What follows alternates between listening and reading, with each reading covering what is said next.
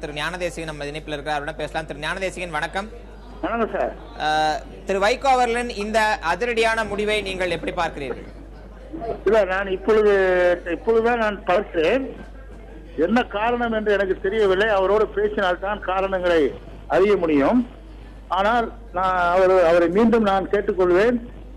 அவர் மீண்டும் அவர் வேட்புமனுவை தாக்கல் செய்ய வேண்டும். அதிர்ச்சியாக இருக்கிறது.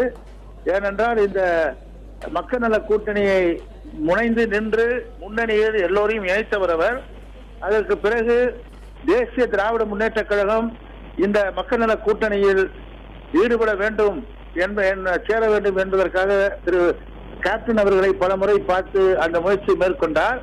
பிறகு தமிழ் மாநில காங்கிரஸ் கட்சியும் இதில் இணைய வேண்டும் என்பதற்கு மிக மிக கடுமையாக உழைத்தவர் மரியாதைக்குரிய வைகோ அவர்கள். ஆகவே இதை ஏன் இந்த மாதிரி ஒரு முடிவெடுத்தார் என்று எனக்கு தெரியவில்லை. கண்டிப்பாக அவரோடு பேசுவேன். ஆனால் எங்கள் எல்லோருக்கும் இது அதிர்ச்சி அளிக்க ஒரு முடிவாக இருக்கிறது. ஆனால் இப்பொழுது ஊடகத்தில் நான் பார்க்கிற போது ஏதோ ஒரு பேப்பரை வைத்து பேசிக் கொண்டிருக்கிறார்.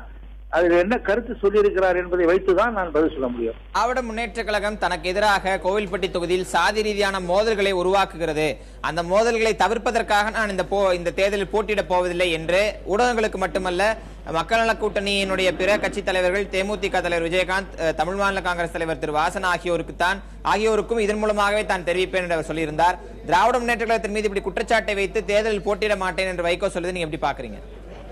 இல்ல, அதாவது நேற்று அவர் பேசுகிற போதே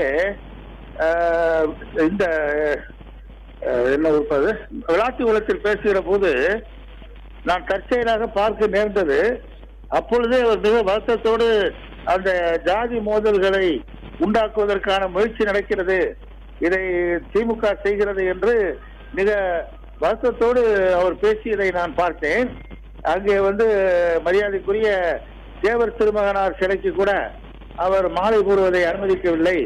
நான் மீண்டும் போய் மாலை போடுவேன், ஜாதி மோதல்களுக்கு நான் அப்பாற்பட்டவன், எந்த ஜாதியும் மோதக்கூடாது என்பதற்காக கவலைப்படுபவன் என்றெல்லாம் சொல்லி அதுக்கு உதாரணங்களை எல்லாம் எங்கெல்லாம் இந்த ஜாதி ரீதியான பாதிப்புகள் ஏற்பட்டதோ அங்கெல்லாம் நான் உதவி செய்தேன் என்பதெல்லாம் அவர் பேசி வந்தார்.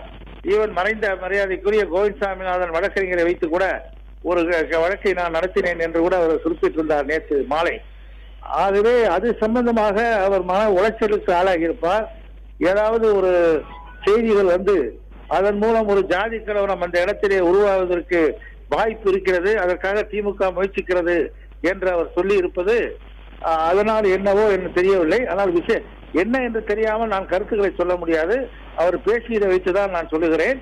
ஆனால் கண்டிப்பாக அவரோடு தொடர்பு கொண்டு அவருடைய முடிவை மாற்ற வேண்டும் என்று நாங்கள் கண்டிப்பாக சொல்லுவோம்.